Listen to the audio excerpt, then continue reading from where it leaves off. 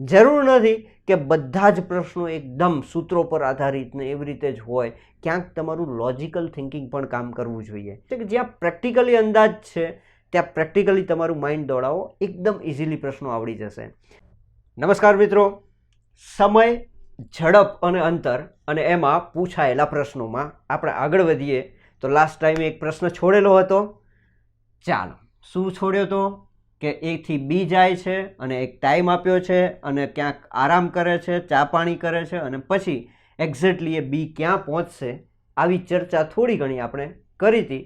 આ પ્રશ્ન તમારા માટે છોડ્યો હતો. ઘણા બધાના રાઈટ આન્સર મળી ચૂક્યા. હવે જસ્ટ જુઓ કે રાહુલ શહેર, હવે મારે તો સોલ્વ કરાવવાનો ને, કે રાહુલ શહેર A થી B તરફ મુસાફરી 6:50 સવારે કરે છે. હવે છેલ્લે જે પૂછ્યું છે એવું છે કે કેટલા વાગે પહોંચશે. એટલે આપણે ટોટલ ટાઈમ કેટલો લાગે છે એ 6:50 AM થી ગણીશું અને ત્યારબાદ આપણને ખબર પડશે કે ટોટલ કેટલો ટાઈમ લાગે છે. બે શહેર વચ્ચેનું કુલ અંતર 340 કિમી છે. બંને વચ્ચેનું કુલ અંતર આપી દીધું છે કે આપણે A થી B જો જઈએ તો 340 કિલોમીટર આપણે જવાનું છે. 340 કિમી અંતર કાપવાનું છે. હવે મુસાફરીનો પ્રથમ તબક્કો 100 કિલોમીટર પ્રતિ કલાકની, એટલે પહેલો તબક્કો 100 કિમી પ્રતિ કલાકમાં, એટલે કોઈ એક પહેલો તબક્કો છે તેની સ્પીડ આપી છે 100 કિમી પ્રતિ કલાક. જોજો, હું ખાલી હજી નોટ જ કરું છું એટલે ગણવાની સ્પીડ તો તમારી ઓટોમેટિક આવશે, મારે સમજાવવાનું છે. 2 કલાક અને 12 મિનિટમાં પૂરું કરે છે. એટલે કે એક્ઝેક્ટલી પહેલું 100 કિલોમીટર પ્રતિ કલાકની ઝડપે ક્યાંક અમુક અંતર કાપે છે અને એ 2 કલાક અને 12 મિનિટમાં પૂરું કરે છે. બરાબર?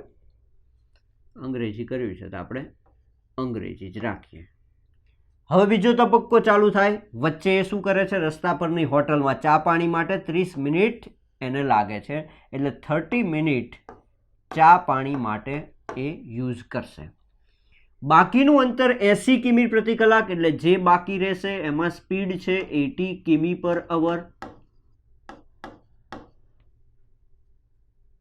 80 કિમી પ્રતિ કલાકની ઝડપે પૂરું કરે છે, પણ અંતર આપણને ખબર નથી.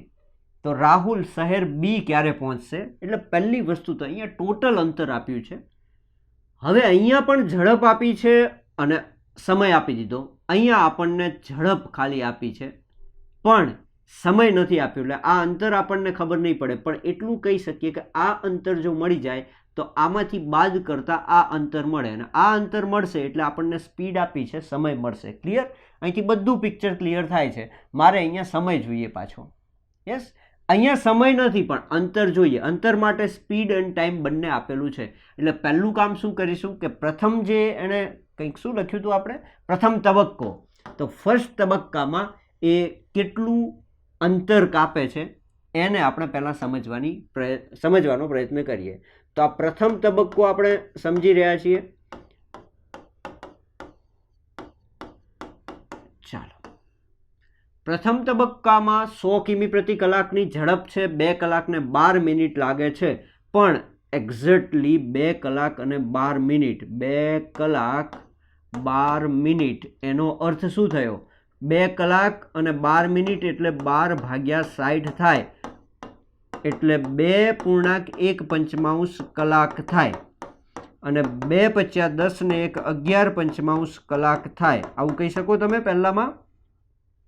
તો જસ્ટ આ આપણને ખબર પડી ગઈ, સ્પીડ ખબર પડી ગઈ, તો અંતર તરત મળશે. તો કે અંતર બરાબર કેવી રીતે મળશે? ડાયરેક્ટ શોધી દઉં છું. 100 કિમી પ્રતિ કલાક છે, 100 કિમી પ્રતિ કલાક અને 11.5 કલાક, 11/5 કલાકમાં લાગશે. 20 × 50 100 અને 20 × 11 એટલે 220 કિમીનું અંતર પ્રથમ તબક્કામાં કપાય છે. આ મળી ગયું આપણને 220 કિમી. રહ્યું કેટલું? તો કે 20 અને 20 40, 120 કિમી રહ્યું. એટલે એનો મતલબ આ બીજો તબક્કો 120 કિમીનો છે જો ત્યાં સ્પીડ આપી છે. બરાબર? અહીંયા 2 કલાક અને 12 મિનિટમાં કાપ્યું એટલે એક બીજો આંકડો આપણી સમક્ષ આવ્યો, 2 કલાક અને 12 મિનિટ. 2 કલાક અને 12 મિનિટનો. કારણ કે આપણે સમય શોધવાનો છે એટલા માટે. હવે સેકન્ડ સ્ટેજ પર જઈએ, એટલે કે બીજા તબક્કા તરફ જઈએ. તો જસ્ટ જુઓ, એકદમ સહેલો પ્રશ્ન છે, મને સમજાવું છું એટલે વાર લાગે છે. સોરી, બીજો તબક્કો. શું થાય બીજા તબક્કામાં? તો કે 120 કિમી. પણ આમાં કંઈ ગણવાની જરૂર નથી. 1 કલાકમાં કેટલું જાય? 80. 8 ને 4 12. જો અહીંયા હું સીધું જ બતાવી દઉં છું. 80 ને 40 થાય. અહીંયા 1 કલાક લાગે, કારણ કે 80 કિમી પ્રતિ કલાક છે. તો એનાથી અડધું કરવું હોય તો શું લાગે? પાછી 30 મિનિટ લાગે. ચાલશે ને? તો હું ના ગણું તો પણ 1 કલાક અને 30 મિનિટ સેકન્ડ તબક્કામાં લાગે. એટલે અહીંયા આપણે નોંધી દઈએ કે 1 કલાક અને 30 મિનિટ. આ 30 મિનિટ વચ્ચે ચા પાણી કર્યાની. તો ટોટલ સમય આપણને ખબર પડી ગઈ. એકદમ ઇઝી પ્રશ્ન. ચાલો, કેટલું લાગ્યું? તો કે આ 30 ને 30, આ 1 કલાક થઈ ગયો. આ 2 ને 1 3 અને આ 1 કલાક, એટલે 4 કલાક અને 12 મિનિટ લાગી. કુલ 4 કલાક અને 12 મિનિટ લાગીને 6 ને 50 નીકળ્યા હતા. તો 6 કલાક અને 50 મિનિટ. હવે તો આવડે ને યાર. 6 ને 4 આ 10 કલાક થયા. એટલે સોરી, 6 ને 4 10 અને 50 ને 10 બીજા 60, એટલે 1 કલાક આવી જાય. એટલે 6 ને 4 10 ને 1 11 વાગે. કારણ કે 6 ને 50 AM નીકળ્યા હતા. એની ઉપર આપણને 4 કલાક થયા. 6 ને 4 10 અને 1 કલાક આ 11 અને ઉપર 2 મિનિટ છે. ઓપ્શન ક્યાંય? 11 કલાક 2 મિનિટ. આ જવાબ.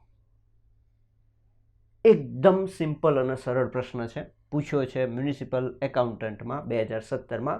મતલબ સિમ્પલ છે એનો મિનિંગ એવો થયો કે આમાં કોઈ એવી ગૂંચવણભરી પરિસ્થિતિ છે જ નહીં. સમય આપ્યો, સ્પીડ આપે, અંતર શોધો. સમય આપ્યો, સોરી, સ્પીડ આપી દીધી, અંતર આપણે શોધી દીધું બાકીનું, તો સમય શોધવાનો. ટોટલ સમય કર્યો, કેટલા વાગે પહોંચે? બેઠું આવી ગયું. યસ, આઈ થિંક બધાને, મોટા ભાગનાને આ ઓપ્શન આવ્યો છે, પણ કેટલાકને ક્યાંક ક્યાંક ભૂલ પડી છે. અને આ કદાચ જો આ રીતે આપ્યો છે, પણ AM અને PM આપે તો પણ ધ્યાન રાખવાનું. ખાલી 4 જ કલાક લાગે છે, સવારે નીકળે છે, એટલે હજી AM નો જ ટાઈમ છે, સવારનો જ ટાઈમ છે. કદાચ આ તો 11:02 AM PM કંઈ આપે તો કન્ફ્યુઝન ન રહેતા. બીજા પ્રશ્ન તરફ આગળ વધીએ. રમણ 10 કિમી પ્રતિ કલાકની ઝડપે સાયકલ ચલાવી અને સ્કૂલે જાય તો સ્કૂલના નિર્ધારિત સમય કરતાં 6 મિનિટ મોડો પડે છે. વહેલા અને મોડા પડવાની આ બધા પ્રશ્નો છે એ ખૂબ અગત્યના હોય છે અને સરળ પણ હોય છે. એક્ઝેક્ટલી પહેલી સ્પીડ 10 કિમી પ્રતિ કલાકની. 6 મિનિટ શું થયો? મોડો પડ્યો. 6 મિનિટ મોડો પડ્યો. પહોંચવાનું હતું એનાથી. હું અત્યારે સમજાવવા નથી રહેતો, તમને ખ્યાલ જ છે આ. બીજા દિવસે 12 કિમી પ્રતિ કલાકની સ્પીડ બદલી. 12 કિમી પ્રતિ કલાકની, કારણ કે મોડો પડ્યો એટલે સાહેબે માર્યો હોય, ધોકાયો હોય, અથવા તો હવે તો આ સ્કૂલમાં નથી, બાકી તો પહેલાં તો વરગાડી દે એટલે બીજા દિવસે યોગ્ય ટાઈમે આવે. હવે થોડી પરિસ્થિતિ બદલાણી છે. ઓકે, 12 કિમી પ્રતિ કલાકની ઝડપે સાયકલ ચલાવી નિર્ધારિત સમય કરતાં 9 મિનિટ વહેલા પહોંચે છે. વહેલો પહોંચી ગયો. કાલે બોલ્યા હોય એટલે બીજા દિવસે વહેલા પહોંચી ગયા. 9 મિનિટ પહોંચ્યા વહેલા. એક મોડું છે, એક વહેલા છે, એટલે તમને ખ્યાલ જ છે. 9 ને 6 15 મિનિટનો ગેપ પડ્યો. હવે જો 15 મિનિટનો ગેપ પડ્યો હોય તો આપણે શોધી દઈએ ટાઈમમાં. અહીંયા વધારે ટાઈમ લાગશે, અહીંયા ઓછો લાગશે. અંતર તો સરખું જ છે, સ્કૂલે જ પહોંચવાનું છે, તો અંતરને આપણે x ધાર્યું. ફટાફટ કરી લઉં છું. અહીંયા પહેલાં 10 કિમી પ્રતિ કલાકે ઝડતો હતો, તો એના કરતાં હવે ઝડપ થશે, એટલે કે સમય અહીંયા 12 કિમી પ્રતિ કલાકમાં ઓછો લાગે, પણ બંનેનો ડિફરન્સ કેટલો છે? 15 મિનિટનો. તમને એમ થશે કે આ કેમ સીધું લઈ લીધું? મિનિટ છે, હું કલાકમાં બદલી દઉં છું, કારણ કે બધું કિમી પ્રતિ કલાકમાં છે, એટલે 15/60 કલાક આવી ગયું. યસ, આમાં કંઈ વધારે છે નહીં, એટલે બહુ રાહ નથી જોતા. 12માંથી દેટ ઇઝ 2x. અહીંયા 10 × 12 બરાબર 15/60. 12 × 60, 2 × 10, 5 5 પાછા ગયા. દેટ ઇઝ x બરાબર 15 જવાબ આવ્યો. એટલે અંતર આવી ગયું આપણું 15 કિમી. 15 કિમી. ઇઝી છે. આ પ્રશ્નો ખૂબ સરળ હોય છે, આવા ક્યાંય છોડવાના નહીં. કંડક્ટર 2018માં પૂછ્યું હતું. ચાલો નેક્સ્ટ દાખલો. યાત્રાળુ કુલ 1200. આ અલગ અલગ રીતે પ્રશ્ન થઈ શકે એમ છે હો, બસ તમે શું સમજો છો એના ઉપર આધાર છે. આમાં કોઈ મેથડ જવાબદાર છે જ નહીં, પ્રેક્ટિકલ દાખલો છે. આ દાખલો પ્રેક્ટિકલ છે. 1200 કિમીની પદયાત્રા કરે છે, 8 દિવસમાં પૂર્ણ કરે છે. 1200 કિમી 8 દિવસમાં પૂર્ણ કરે છે. દિવસ દરમિયાન તે 9 કલાક આરામ કરે છે. 8 દિવસે પૂરું કર્યું એટલે 9 કલાકે સૂઈ જાય છે. પાછો સવારે વહેલો કે મોડો કે ગમે ત્યારે ચાલતો થઈ ગયો, પાછો સેકન્ડ ડે 9 કલાક સૂઈ જાય છે અને 9 કલાકનો આરામ કરે છે. જો તેણે પરત યાત્રા 10 દિવસમાં બમણી ઝડપે કરી હોય તો પરત યાત્રામાં દિવસ દરમિયાન તેણે કેટલો કલાક આરામ કર્યો હોય? દિવસ દરમિયાન તેણે કેટલા કલાક આરામ કર્યો હોય? જો એક્ઝેક્ટલી 8 દિવસમાં એ પૂર્ણ કરે છે અને દરેક દિવસે દિવસ દરમિયાન એણે લખ્યું છે, એટલે આપણે કંઈ એમાં જોવાનું જ નથી કે આની રાતે નાની દિવસે ના ગમે તે, એ ગમે ત્યારે સૂઈ ગયો હોય. પણ જેટલા દિવસ થયા એ દરેક દિવસે 9 કલાકનો આરામ કર્યો છે. એવા 8 દિવસ મુસાફરી કરી. હું મારી રીતે સમજાવું છું, બીજી રીતે પણ તમે દાખલો ગણી શકો. 8 દિવસની મુસાફરી છે, બરાબર છે. રોજના 9 કલાક એ આરામ કરે છે, તો 8 9 72 કલાક આરામ થયો. 72 કલાક આરામ થયો એટલે તમે પ્રેક્ટિકલી સમજી શકો કે 24 તરી 72, 3 દિવસ. આમ જોવા જઈએ તો 3 દિવસ આખા આરામ કર્યો છે અને સામે 5 દિવસ, 3 દિવસ આખા આરામ કર્યા છે અને 5 દિવસ એ ચાલ્યો છે એમ કહેવાય. 5 દિવસમાં એણે 1200 કિમી અંતર કાપ્યું એમ કહેવાય. ખરેખર 5 દિવસમાં કાપ્યું, સતત ઊંઘ્યા વગર, ગમે તે કર્યા વગર. એટલે કે 1200 કિમી 5 દિવસમાં સતત ચાલે છે તો 5 દિવસમાં કપાય છે. આવું આપણે કહી શકીએ પ્રેક્ટિકલી. ખ્યાલ આવી ગયો? દરરોજ 9 કલાક, એવું 8 દિવસ ચાલે, 8 9 72 કલાક. તો એ ટોટલ કરીએ તો 72 કલાક સૂઈ ગયો છે. 72 કલાક એટલે 24 24 24, 3 દિવસ એ સૂઈ ગયો. એણે માત્ર 5 દિવસ ચાલ્યો છે એમ કહી શકીએ આપણે.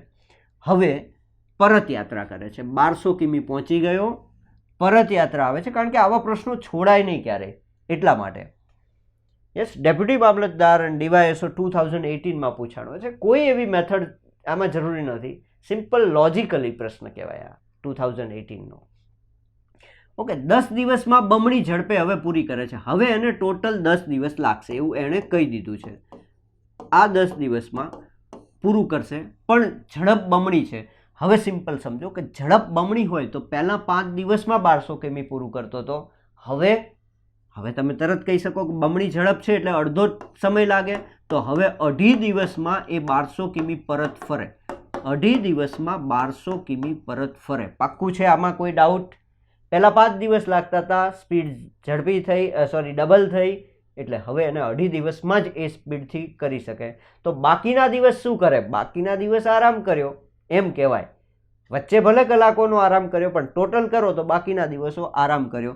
તો એક્ઝેક્ટલી 10 દિવસમાં પૂરું કરે છે, પણ 2.5 દિવસમાં જ એ કરી શકે એવી કેપેસિટી હતી. તો બાપુએ બાકીના દિવસ એટલે 7 ને 2 9, એટલે 7.5 દિવસ આરામ કર્યો છે. 7.5 દિવસ આરામ કર્યો છે, બરાબર.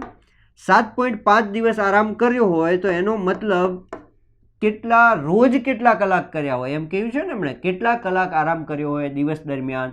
તો દિવસ એટલે 10 દિવસ છે, 10 વડે ભાગી દઈશું. પણ 7.5 એટલે શું? તો કે એક દિવસના 24 કલાક. એવા 7.5 એટલે 7 વડે જ કરી દો. 20 × 140 28,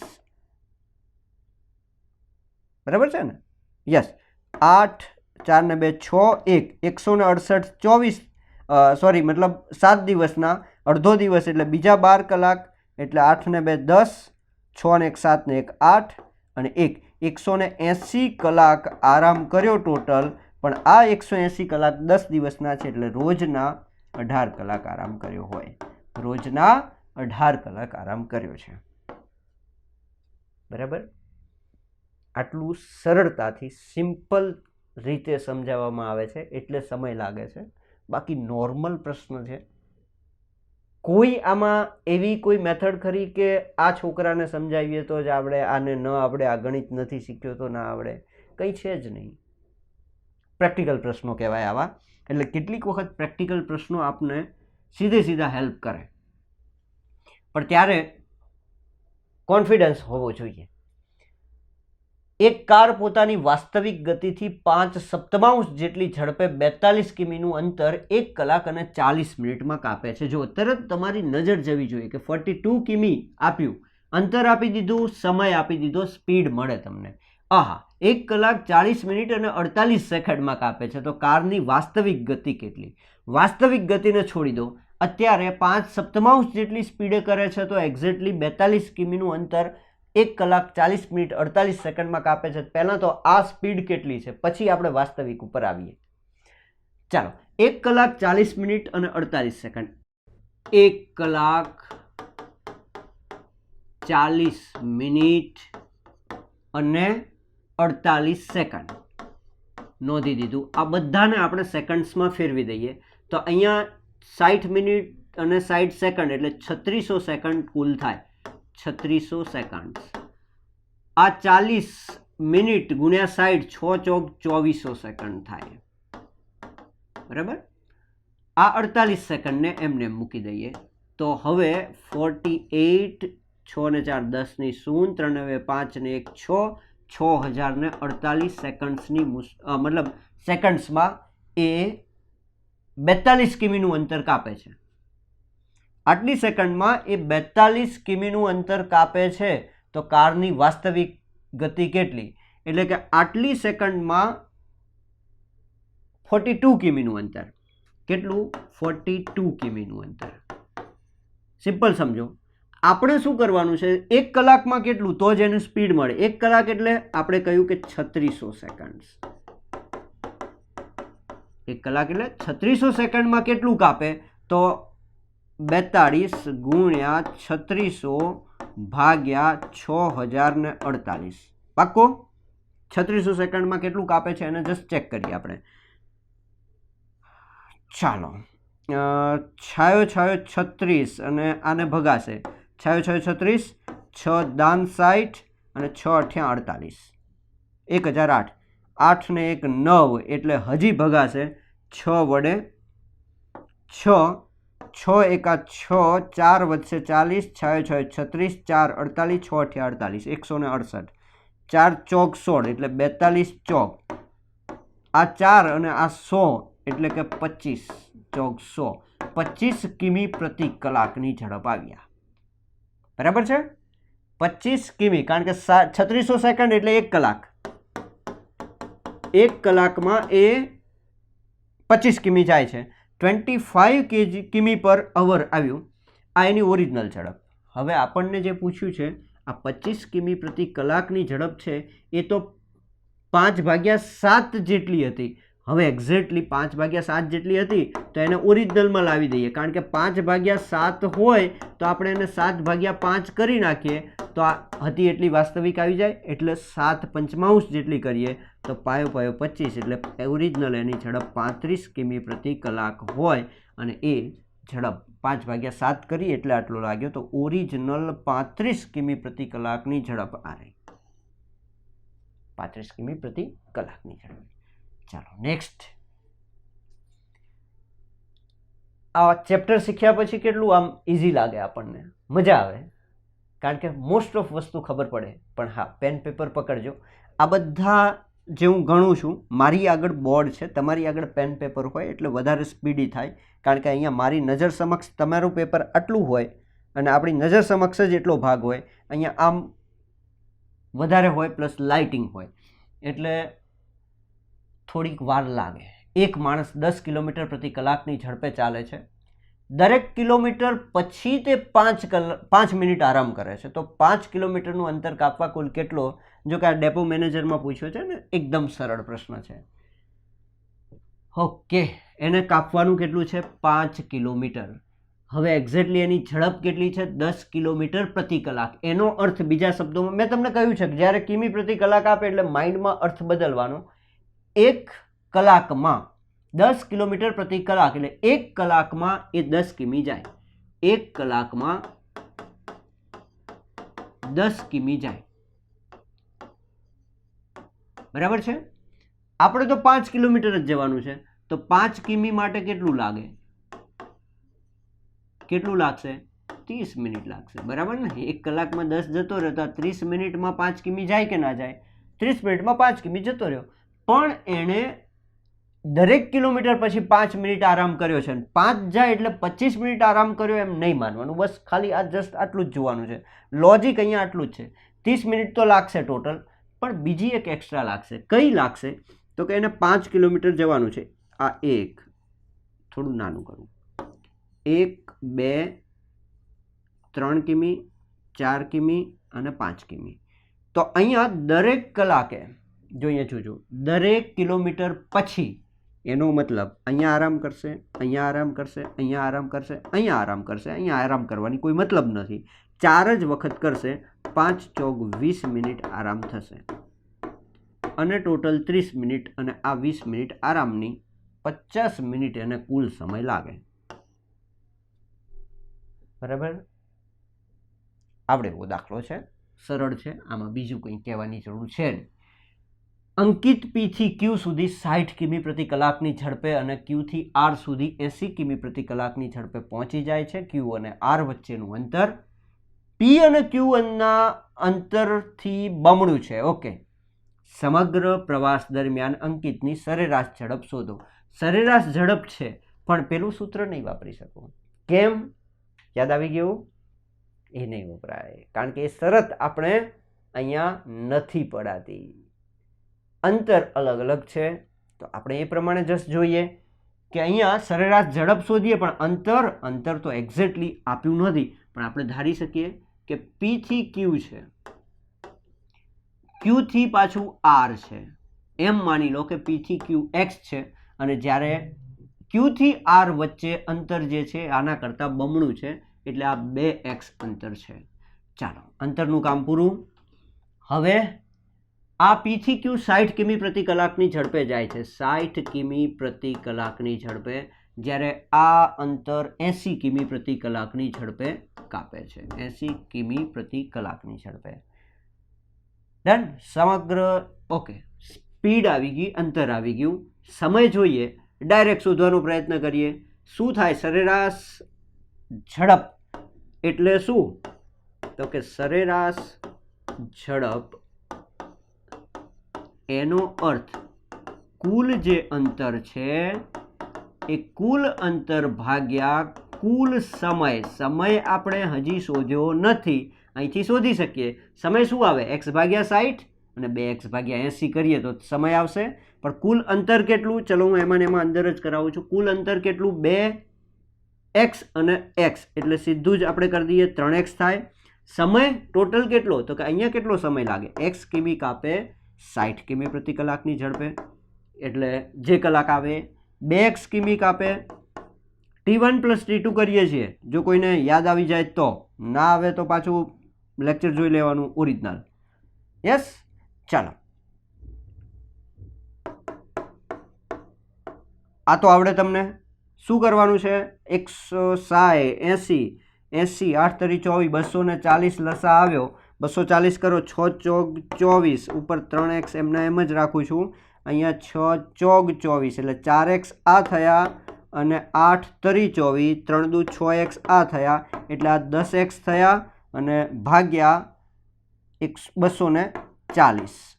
0 0 કેન્સલ, 24 ઉપર ગયા, x કેન્સલ થઈ જશે. 24 ઉપર જાય તો 24 તરી 72 થાય.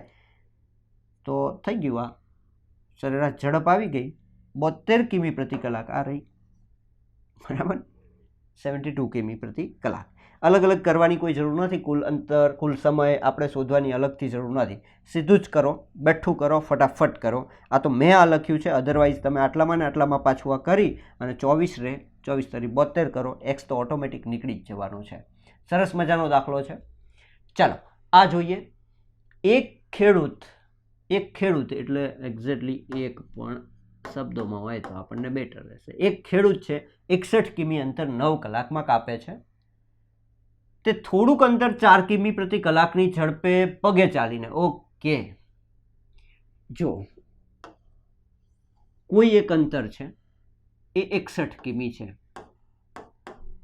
આ અંતર કાપવા માટે ટોટલ 9 કલાકનો સમય લે છે. એટલે મારે અહીંયા ઝડપ શોધવાનું કોઈ કામ નથી, એટલે આપણે કંઈ કામ એના પાછળ કરતા નથી. પણ થોડુંક અંતર 4 કિમી પ્રતિ કલાકની ઝડપે ગમે એટલું કાપે, મને ખ્યાલ નથી, પણ 4 કિમી પ્રતિ કલાકની ઝડપે આ કાપે છે થોડુંક અંતર, અને એ પગપાળા આઈ થિંક. યસ, એટલે હું લખું છું અહીંયા પગપાળા. બાકીનું અંતર સાયકલ પર જાય છે અને 9 કિમી પ્રતિ કલાકની ઝડપ. તો સાયકલ પર બાકી કેટલું છે એ મને ખ્યાલ નથી, પણ સાયકલ પર જાય છે અને 9 કિમી પ્રતિ કલાકની ઝડપે જાય છે. તો તેણે પગે ચાલીને કેટલા કિમી મુસાફરી કરી હશે? પગે ચાલી અને કેટલા કિમી મુસાફરી કરી હશે એમ પૂછે છે. પગે ચાલીને જવાનું છે. આ મુસાફરી કેટલી કરી હશે આ અંતર શોધવાનું છે તમારે. હવે આ છે ને થિયરિકલી પણ ગણી શકાય, પણ બહુ જ બેસ્ટ આની રીત હોય ને તો ઓપ્શન ઉપરથી. એણે પગે ચાલીને કેટલા કિમી, તો આ બધા છે ને એ પગે ચાલીને કેટલા કિમી ગયો હોય એનો મતલબ આ બધા પગપાળા જે એણે અંતર કાપ્યું એ આપ્યું છે. તો એને આપણે મેચ કરી લઈએ. તો જો અહીંયા શું કહે છે 24 કિમીની કેટલા કિમી, દેટ ઇઝ 24 કિમી માની લો કે પગપાળા કરી હોય. તો જો હું સિમ્પલ સમજાવું છું, ફટાફટ આવડી જશે.